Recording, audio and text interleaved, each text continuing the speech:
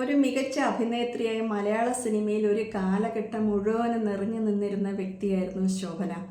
എന്നാൽ സിനിമയിൽ വളരെ സജീവമായിട്ട് നിൽക്കുന്ന ആ ഒരു സമയത്ത് തന്നെ വളരെ പെട്ടെന്ന് താൻ അഭിനയം നിർത്തുകയാണ് എന്നും തൻ്റേതായ നൃത്തവിദ്യാലയം അല്ലെങ്കിൽ നൃത്ത പരിപാടികളുമായിട്ട് താൻ മുന്നോട്ട് പോവുകയാണ് എന്ന് പ്രസ്താവിക്കുകയും ഒരു കുട്ടിയെ ദത്തെടുക്കുകയും ഒക്കെ ചെയ്ത് സിനിമയോട് താൽക്കാലികമായിട്ട് വിട പറഞ്ഞ ശോഭന എന്തുകൊണ്ടാണ് താൻ കത്തിജ്വലിച്ചു നിൽക്കുന്ന ഈ സമയത്ത് തന്നെ സിനിമ അഭിനയം നിർത്തിയത് എന്ന് പല സമയത്തും പലരുടെ ഭാഗത്തു നിന്നും സംശയങ്ങൾ ഉയർന്നിട്ടുണ്ട്, ചോദ്യങ്ങളും ഉണ്ടായിട്ടുണ്ട്. പലപ്പോഴും അതിനൊന്നും വ്യക്തമായ ഉത്തരങ്ങൾ പറയാതെ കടന്നു കളഞ്ഞ ശോഭന അടുത്തിടെ എന്തുകൊണ്ടാണ് താൻ സിനിമ അഭിനയം പാതി വഴിയിൽ നിർത്തിയത് എന്നതിന് വ്യക്തമായ ഒരു ഉത്തരം നൽകിയിരിക്കുകയാണ്. പലപ്പോഴും ആരാധകർ ശോഭന നൃത്ത പരിപാടിയുമൊക്കെ ആയിട്ട് മുന്നോട്ട് പോകുന്നു, അല്ലെങ്കിൽ വിവാഹം കഴിക്കാൻ മറന്നുപോയി, ഇതിൻ്റെയൊക്കെ പേരിൽ ആരോപിച്ചിരുന്നത് മലയാള സിനിമയിലെ തന്നെ പ്രശസ്തരായ ചില നടന്മാരോടൊത്ത് അവർക്ക് പ്രണയമുണ്ടായിരുന്നു എന്നും ആ പ്രണയബന്ധം അവർ വിവാഹത്തിലെത്തുമെന്ന് പ്രതീക്ഷിച്ചു, പക്ഷെ അത് വിവാഹത്തിലെത്തിയില്ല, അതിൻ്റെ നിരാശ കൊണ്ടാണ് ശോഭന വിവാഹം കഴിക്കാത്തതെന്നും സിനിമ തന്നെ വിട്ടതും അവരോടൊക്കെയുള്ള ഒരു പകപോക്കലാണ് എന്ന തരത്തിലുള്ള പരാമർശങ്ങളൊക്കെ ഗോസിപ്പ് കോളങ്ങളിൽ നിറഞ്ഞിട്ടുണ്ട്. പലരും അത് വിശ്വസിക്കുകയും ചെയ്തിട്ടുമുണ്ട്. എന്നാൽ യാഥാർത്ഥ്യം ഇതൊന്നുമല്ല. സിനിമയിൽ സജീവമായിട്ട് അഭിനയിക്കുന്ന കാലഘട്ടത്തിൽ തന്നെ പ്രശസ്തരായ ചില സംവിധായകർ ശോഭനയെ അഹങ്കാരിയാണ്, ഗുരുത്വമില്ലാത്തവളാണ്, പറഞ്ഞാൽ അനുസരിക്കില്ല, അവളൊന്നും ഒരിക്കലും ഗുണം പിടിക്കില്ല, ഇങ്ങനെ തന്നെ ഉള്ള പരാമർശങ്ങൾ സ്ഥാനത്തും അസ്ഥാനത്തും നടത്തുകയും ഇത് കൃത്യമായിട്ട് ശോഭന തിരിച്ചറിയുകയും ശോഭനയുടെ തന്നെ ചെവിയിൽ എത്തിക്കുകയും ചെയ്തു.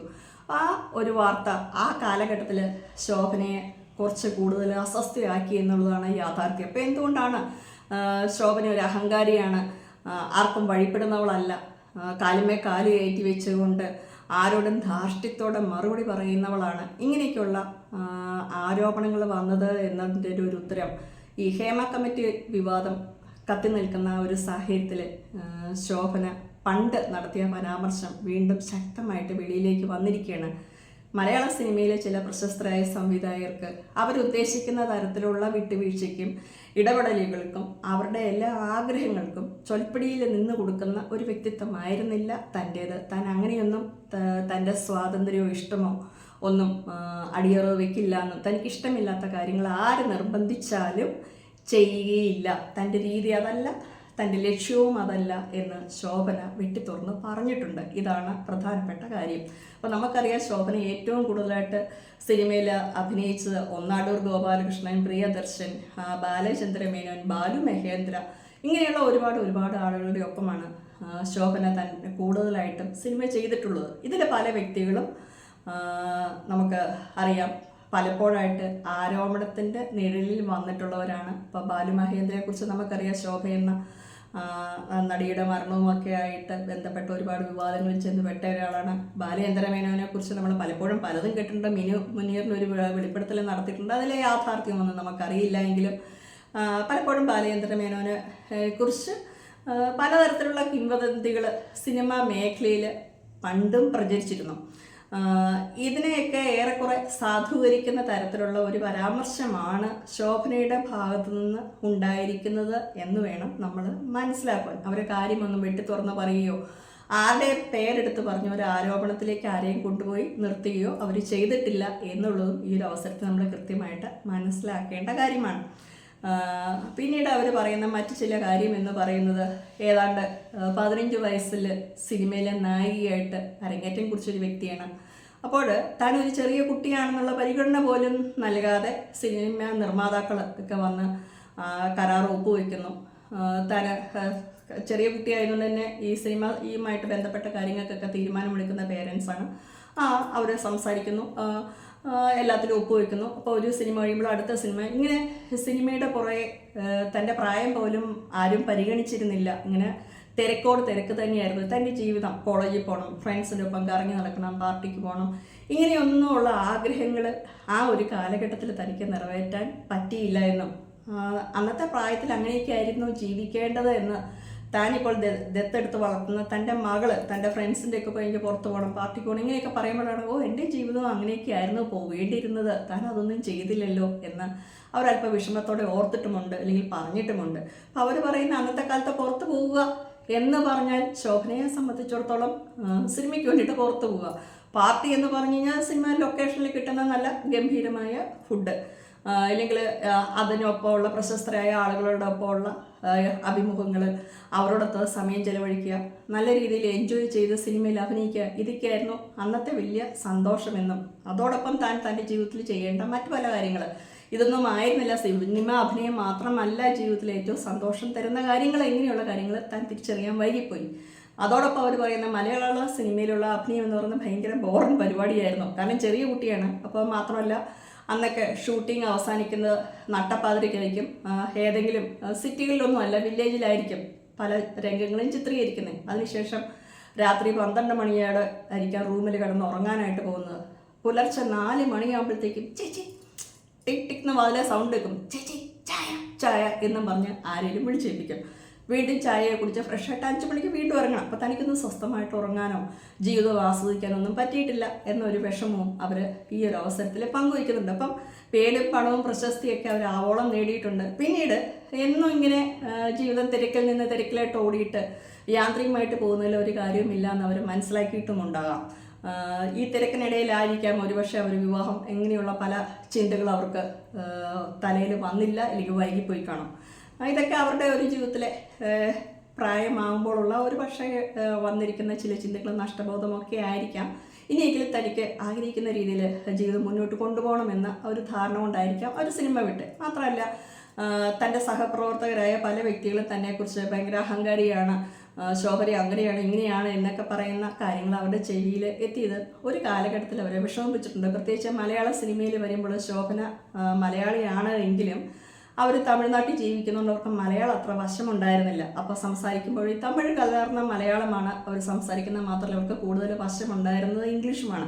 അപ്പോൾ സ്വാഭാവികമായിട്ടും നമ്മുടെ പല ആർട്ടിസ്റ്റുകളുമായിട്ട് അവർക്ക് അടുത്തിടപഴകുവാനായിട്ട് കഴിഞ്ഞിട്ടില്ല.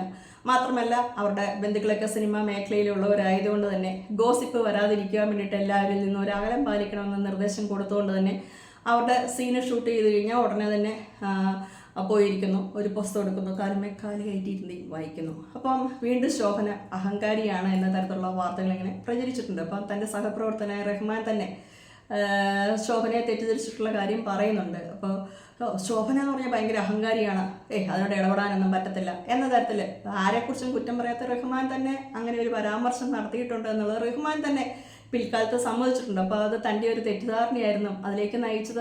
ഇത്തരത്തിലുള്ള പലതരത്തിൽ ശോഭനയെക്കുറിച്ച് പ്രചരിക്കുന്ന വാർത്തകൾ. അപ്പം മാത്രമല്ല റഹ്മാനെ സംബന്ധിച്ചിടത്തോളം ചെറിയൊരു കുട്ടിയായിട്ട് അവനും ചെറിയ പ്രായത്തിൽ സിനിമയിൽ വന്നതാണ്. പക്ഷേ ഫ്രണ്ട്സ് ഇല്ല, ബാക്കി എല്ലാവർക്കും ഫ്രണ്ട്സ് ഉണ്ട്. അപ്പം റഹ്മാന് ഫ്രണ്ട്സ് ഇല്ല. ആരോടെങ്കിലും ഒന്നും മിണ്ടണമെന്ന് വിചാരിച്ചാൽ റഹ്മാന് മലയാളം അധികം വശമില്ല, വായിൽ കൂടുതൽ വരുന്ന ഇംഗ്ലീഷ്. അപ്പോൾ ആ രീതിയിൽ ഇടപെടാൻ പറ്റുന്നവരില്ല, സമപ്രായക്കാരില്ല. അവസാനം ശോഭനയായിട്ട് സംസാരിക്കാമെന്ന് വിചാരിക്കുമ്പോൾ ശോഭന ഇങ്ങനെ പുസ്തകം എടുത്ത് വെച്ച് വായിച്ചുകൊണ്ടേ ഇരിക്കുകയായിരിക്കും. അപ്പോൾ എന്തായാലും വേണ്ടൂല്ല, ഒന്ന് പരിചയപ്പെട്ടിട്ടേ ഉള്ളൂ എന്ന് റഹ്മാൻ സഹി കേട്ടിട്ട് തീരുമാനിക്കുകയും ഒരു സുപ്രഭാതത്തിൽ ചെന്ന് താൻ എന്താണോ ഇങ്ങനെയൊക്കെ പെരുമാറുന്നത്, നമ്മൾ ഒരു സിനിമയിൽ അഭിനയിക്കുന്നവരാണ്, തനിക്ക് സംസാരിച്ചാൽ എന്താണ് കുഴപ്പം എന്നൊക്കെ ചോദിച്ചു കാണും. എന്തായാലും റഹ്മാനെ ശോഭനയായിട്ട് എന്തായാലും ബോധപൂർവ്വം ഒരു അവസരമുണ്ടാക്കി സംസാരിച്ചു എന്നും, അപ്പോൾ സംസാരിച്ചപ്പോൾ തനിക്ക് അങ്ങനെ പ്രശ്നങ്ങളൊന്നുമില്ല, താൻ വളരെ സിമ്പിളാണ് എന്നും ഗോസിപ്പ് ഉണ്ടാകാതിരിക്കാൻ വേണ്ടിയിട്ട് ഇത്തരത്തിലുള്ള ഒരു സമീപനം പുലർത്തുന്നതാണ്. മാത്രമല്ല തന്നെക്കുറിച്ച് ആളുകൾ ചില പ്രമുഖരായ സംവിധായകരുടെ ഭാഗത്തുനിന്നും മറ്റു പലരുടെ ഭാഗത്തു നിന്നൊക്കെ തന്നെക്കുറിച്ച് വരുന്ന വാർത്തകൾ അത്ര നല്ലതല്ലെന്നും അതിന് കാരണം എന്താണെന്നും തനിക്കറിയാം. ഇങ്ങനെയുള്ള കാര്യങ്ങളൊക്കെ ശോഭനയുടെ മനസ്സിലുണ്ടല്ലോ. അപ്പോൾ ശോഭന ആ വക കാര്യങ്ങളൊക്കെ ഇൻഡയറക്റ്റ് സംസാരിച്ചിട്ടുണ്ട്. മാത്രമല്ല ഇവർ പോയി നല്ല ഫ്രണ്ട്സായി. ഇപ്പോൾ ശോഭനയെ സംബന്ധിച്ചിടത്തോളം റഹ്മാൻ സംസാരിച്ച് കഴിയുമ്പോൾ അവർ ഏതാണ്ട് സമപ്രായക്കാരായതുകൊണ്ടും രണ്ടുപേർക്കും ഇംഗ്ലീഷ് വളരെ ഫ്ലുവൻ്റ് ആയതുകൊണ്ട് അവർ പിന്നെ പോയി നല്ല ഫ്രണ്ട്സായി നല്ല രീതിയിൽ ഇടപെടാൻ തുടങ്ങി. അപ്പോൾ റഹ്മാൻ ശോഭനയ്ക്ക് ഒരു ഉപദേശം കൊടുത്തു, ഇങ്ങനെ മസിൽ പിടിച്ചിരിക്കുന്നതുകൊണ്ടാണ്, നിങ്ങൾ ആരോടും ഇടപെടാത്തതുകൊണ്ടാണ് ഇങ്ങനെയൊക്കെ ചീത്തപ്പേര് വരുന്നത്, ഇങ്ങനെ ഫ്രീ ആയിട്ട് ഇടപെടണമെന്നൊക്കെ കുറേ ഉപദേശമൊക്കെ കൊടുത്തു. ശോഭനയൊക്കെ കേട്ടു. നമ്മൾ സുമലതയെക്കുറിച്ചും പണ്ട് പറയുന്ന ഒരു കാര്യമാണ്, ഇങ്ങനെ ലൊക്കേഷനിലേക്ക് വന്നു കഴിഞ്ഞാൽ ഭയങ്കര ജാട കാണിക്കുന്ന ഒരു വ്യക്തിയാണ്. അപ്പോൾ സുമലതയെ മോഹൻലാൽ പ്രിയദർശൻ ടീമൊക്കെ കൂടെ അവസാനം ഒതുക്കിയ ഒരു കഥയും നമ്മൾ വീഡിയോ ഇട്ടിട്ടുണ്ട്, കാണാത്തവരൊക്കെ കണ്ടോണം കേട്ടോ. അപ്പോൾ അതേപോലെ തന്നെ അപ്പോൾ ഇവർ സിനിമയുടെ ഷൂട്ടിംഗ് കഴിഞ്ഞ് പോയിട്ട് കുറേ കാലത്തിന് ശേഷം റഹ്മാന് വീണ്ടും ശോഭനയെ കാണുമ്പോൾ റഹ്മാൻ തന്നെ ഞെട്ടിപ്പോയി. ആരോടും മിണ്ടായിരുന്ന ശോഭന എല്ലാവരോടും മിണ്ടുന്നു, തമാശ പറയുന്നു, ഓടുന്നു.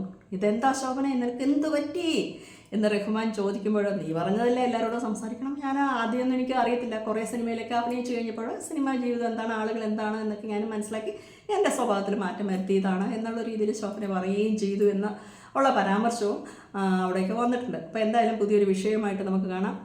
ശോഭന സിനിമ അഭിനയം നിർത്തിയത് ഏതെങ്കിലുമൊക്കെ നടന്മാരോടൊത്തുള്ള പ്രണയം കൊണ്ടല്ല, നരേശം കൊണ്ടുമല്ല. ഇത്തരത്തിലുള്ള ചില സമീപനങ്ങൾ അവരുടെ ജീവിതത്തിൽ ഉണ്ടായിട്ടുണ്ട്.